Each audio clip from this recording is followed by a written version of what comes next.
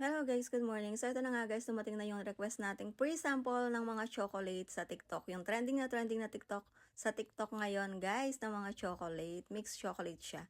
So ito na nga, dumating na at pinagbigyan tayo ni seller guys. So ganyan kalaki na yung plastic niya guys for only 130 pesos. And take note, free shipping pa yan guys. So, eto na nga, bubuksan na natin at bibigyan na natin siya ng magandang reviews kung masarap ba ang mga chocolate na to na iba't ibang flavor.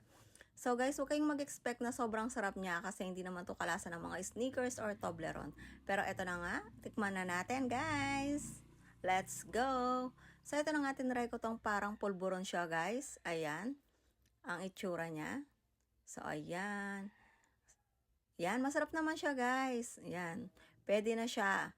Lalo na kung nauumay ka pagkatapos mong kumain. Ayan, eto naman yung isa, parang Malteser guys. Masarap din siya. At ayun